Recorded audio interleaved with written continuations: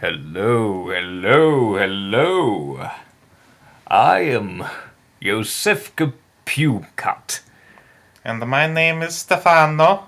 and today we are going to review a series of unfortunate events. Season 1. Episodes 1 and 2 for the bad beginning. Because how can an actor hone his craft without a critic? And that's our job. Yes, indeed. We are critics. We are critics of the actors. Of the actors, and the actor today, Neil Patrick Harris. and others, in a series of unfortunate events. The Bad Beginning, Parts 1 and 2. Let's do this. Alright. I'll fix that in post. Fix that in post. So, Chris, what were your impressions of episodes 1 and 2? That was overacting, was it not? Not unlike Count Olaf.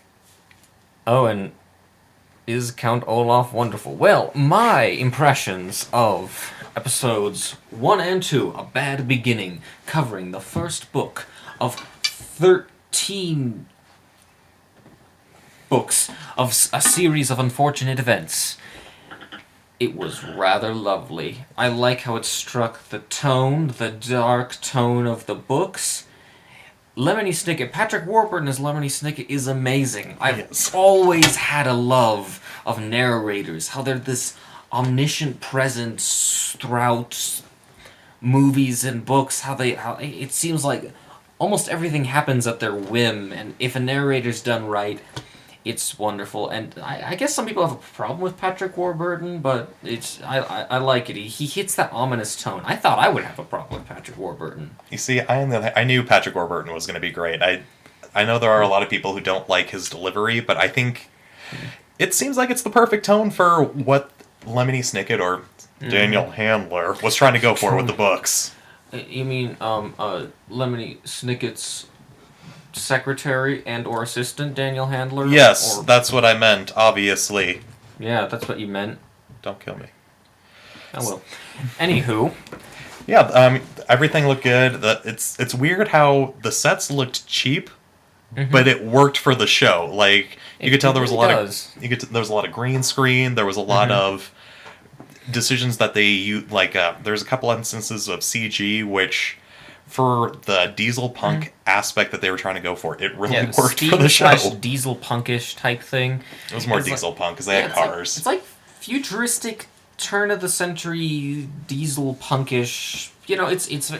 I really like it's already built that world within the first few scenes. You could just see the world and the Wes Anderson style of filmmaking, the very precise camera work moving along. It also gives you that feeling of an observer, like an omniscient feeling, and like the narrator's actually kind of telling you a story. It really keeps you engaged. Yeah, it does. And, it's weird saying this, there's been a lot of, attempts to create knockoff Harry Potter novels with the serialized children's story, but I've always wanted to see a representation of this work of literature done right. And don't get me wrong, the Jim Carrey movie was good in its own right, but this... I will raise this audience as if they are actually wanted. That was my favorite line of the movie. It wasn't in the show, but I'm not sure if it was in the books. Was it? I don't know. Who knows? I don't remember. Don't get me wrong, it was a good line, but the world building was a lot better in the show because they had more time to develop each individual book's It's just world. as I always said. Right now, shows are just like the king of the storytelling medium for me. They just have the time to flesh it out, and they have the motivation to make great characters. So you keep watching. It's always as I say. And speaking of characters, what do you think of the characters? They're all actually really wonderfully acted out. Who would have thought that a baby would be a super expressive They did a really good job with casting. I think the kid actors they chose were good. They were passable. I mean, it's kid actors, but they're pretty good for kid actors. Yeah. I mean, kid actors are some of the biggest most distracting things in filmmaking, and really choosing a great kid actor, it's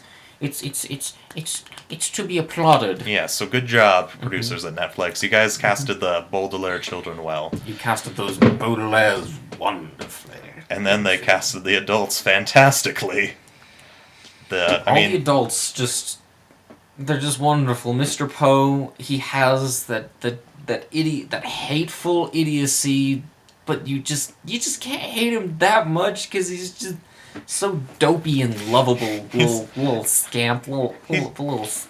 I mean, he tells the kids that their parents died with a smile on his face, just like your parents have perished in a terrible fire. Oh, spoilers. Those are spoilers. We'll get to that in the second half. Yeah, we'll spoil both of them in the second half and just give you a general view of the first two. I mean, that does get revealed in the first 3 minutes of the show. Yeah, it's the first 3 minutes, but you know. And of course, the man, the myth, the legend.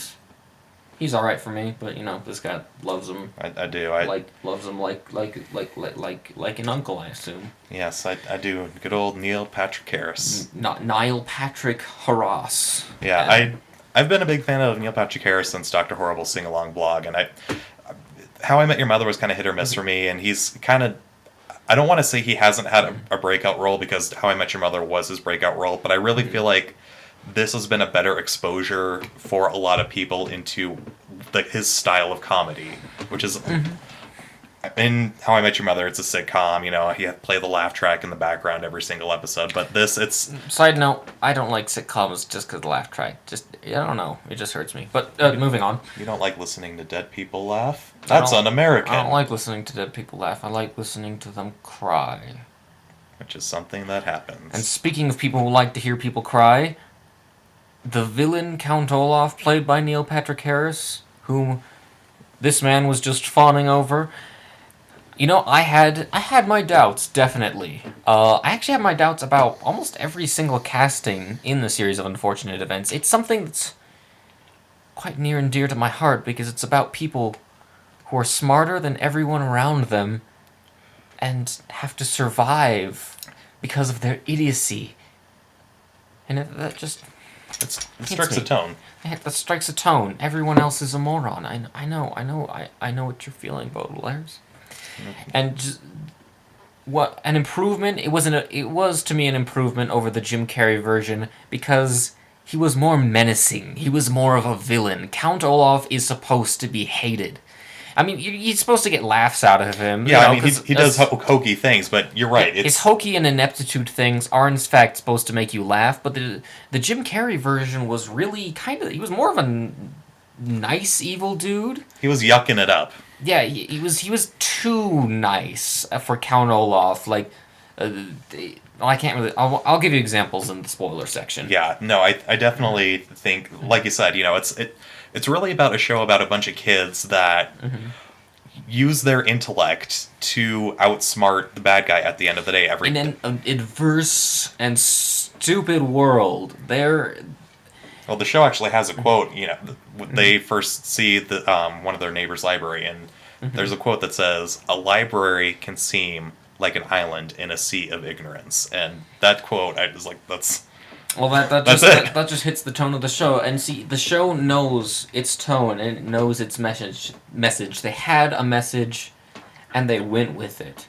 They didn't need to deviate from the books all that much. Of course, they need to do a little bit, because when you're adapting one medium to another, you need to do some changes, and that's completely understandable. And it was just well done. The kids... And the kids fighting the adversity of Count Olaf. He's like a shadow. He's ever presently there. Yeah. Now, it doesn't mean I didn't have a few problems with Neil Patrick Harris. I think in the first 2 episodes, he's actually maybe the worst in his performance. I think he got better as the show as the episodes went along. Which is weird, because the bad beginning is kind of like the main exposure of Count Olaf. Yeah, he is their guardian. I kind of couldn't see past Neil Patrick Harris until they got to the reptile room, For some reason, it was there that I started seeing, like, Count Olaf and not Neil Patrick Harris. Maybe that's just my personal gripe. Also, the judge lady. I didn't quite get her. Joan Cusack, I feel she was probably, a little bit weaker on her side, but Count Olaf's theater troupe were all fantastic. The theater troupe, which were really downplayed in the movie, and they didn't deserve that. Give that theater troupe give them some love, why don't you? You give them that, you give them love. And the show did. And the show gives them the love they need. They add to Count Olaf's presence, his ever menacing presence, while still maintaining that farcical attitude. You never feel safe because you're basically living through the eyes of the Baudelaires, of the children, and if they feel safe, you feel safe. If they don't feel safe, you don't feel safe. There's just constant tension, and it hits that note. You forget that you're just watching a screen at 3 a.m, binging on Netflix. You're just there, and it's because they built the world. It's because they took time, and it's Patrick Warburton's wonderful narration that sells deep, beautiful voice that sells the whole thing. Yes, it does indeed. Well, ladies and gentlemen, it comes to be that time of the show where we say spoiler alert. This is the cane of spoilers. I chuck it away. Yeah, so now that the cane's gone, we can get into spoilers. Did somebody say spoilers? Spoilers? Am I about to erect the spoiler switchblade? I think you are correct. I think you already did. I already did, didn't I? An itchy spoiler trigger finger we do have, and boy, are we gonna spoil. So, did you hear that Snape killed Dumbledore?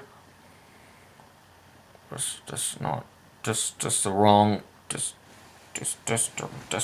show. It's the wrong movie. It's just, what if somebody's never seen Harry Potter? They're gonna be upset, and you're gonna spoil it for them, and that's gonna make me upset, and I'm just gonna... Oh, Chris, get back up here and talk about spoilers. All right.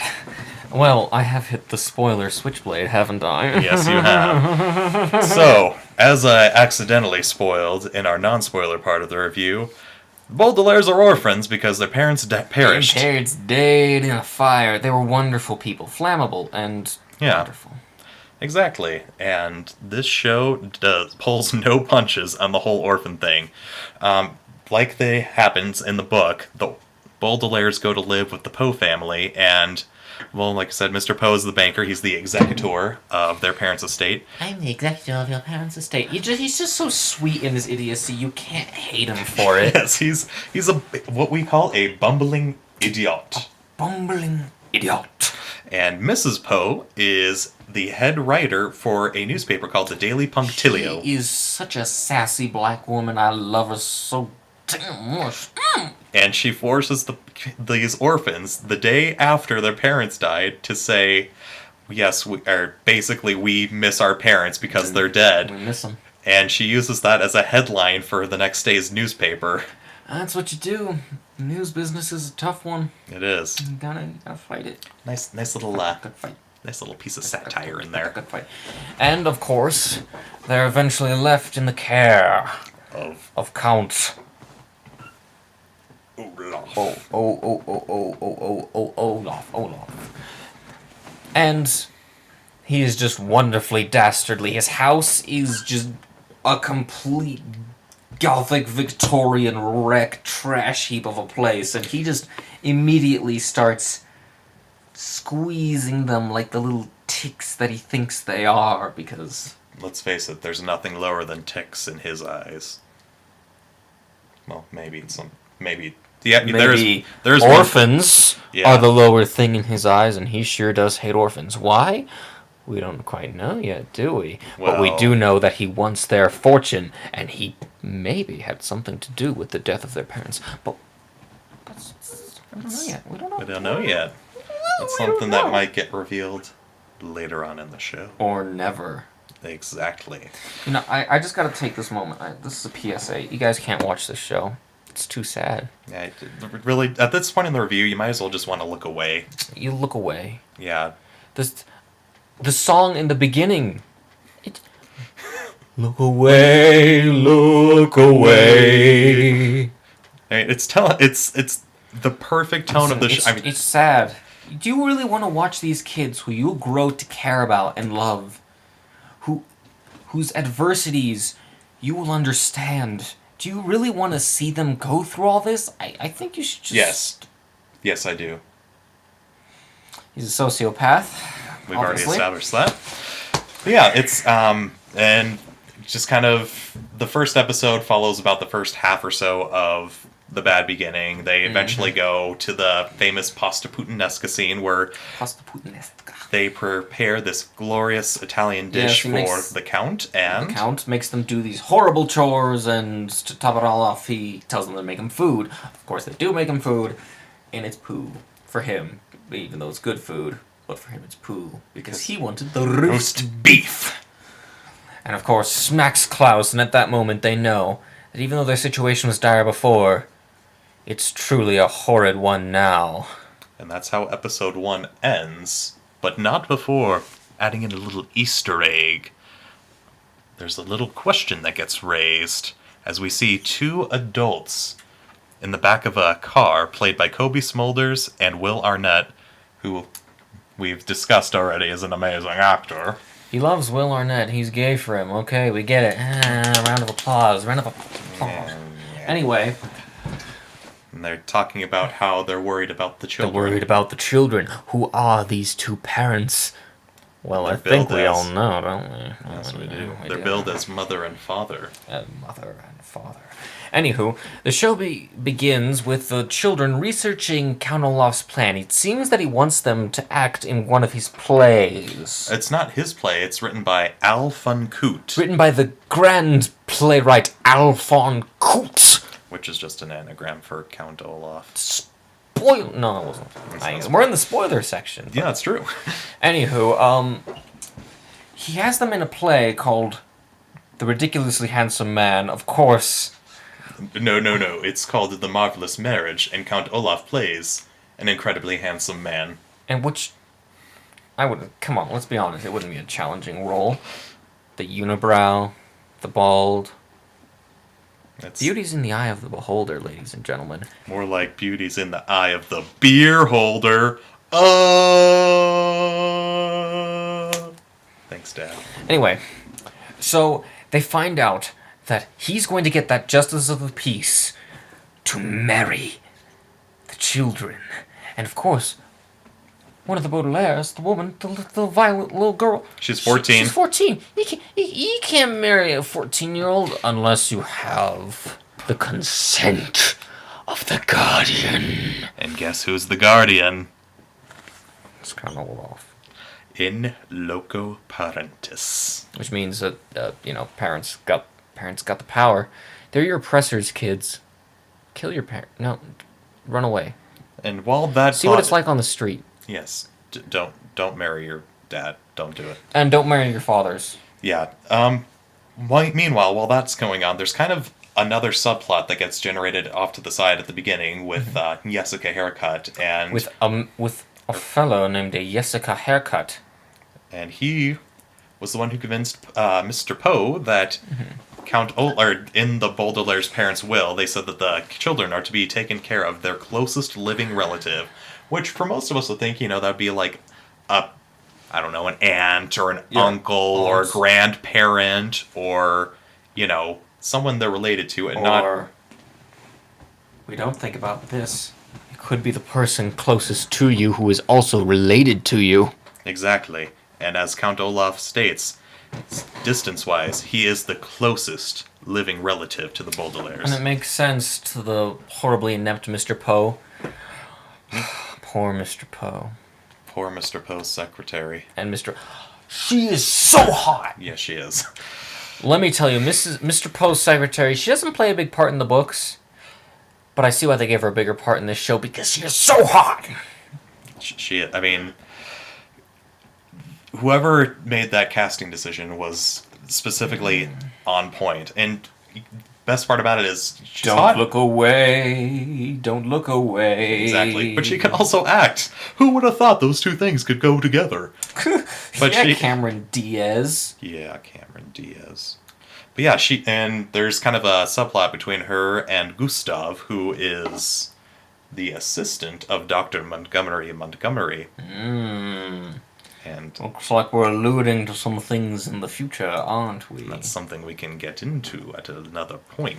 Anywho, the marvelous marriage takes place. The fantastic actor count. He's a terrible actor, by the way. It's strange to be playing a character who's a terrible actor. It must be. Is it hard or is it easy? That's my question. I think there's enough out there where it would be easy to base off of. Just model yourself after Nicolas Cage.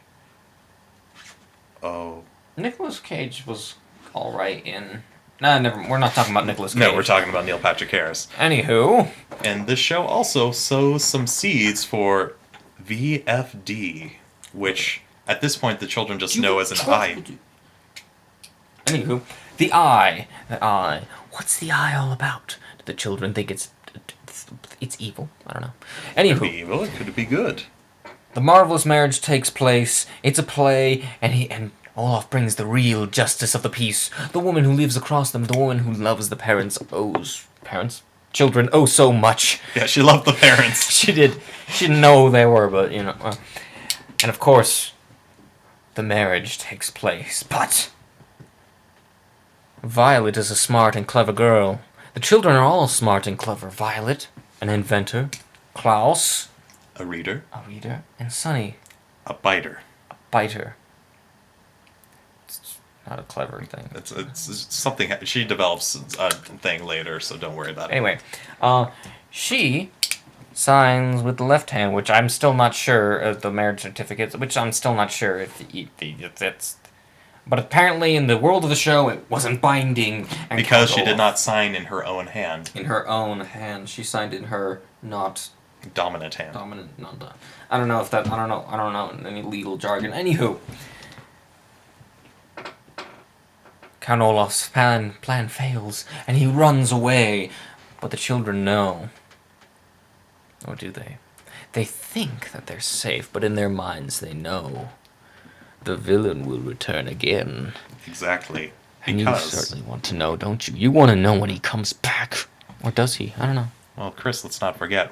When he escapes, he turns off the lights, and directly in Violet's ear, just loud enough she can hear, he says, "One way or another, that fortune will be mine if I have to kill every last one of you children." Anyway, so that's how the that's the first two episodes. A bad beginning. I think they went rather well. You know, the couple of casting decisions that I didn't agree with. I didn't like the judge very much, but, you know, the themes of just knowledge being a blade in a world of darkness and stupidity just worked so well. You understand all the characters. You love the Baudelaires. You love them dearly. And then it ends with the death of Gustav. Poor Gustav, indeed. Which will transfer into the next two episodes, The Reptile Room. Be sure to watch The Reptile Room and then join us. See what we think about it. See what you think about it. I can't read your mind. I just think that you should steal our opinions so you can look clever to your friends. Exactly. Speaking of The Reptile Room, Chris, you know what I thought about it?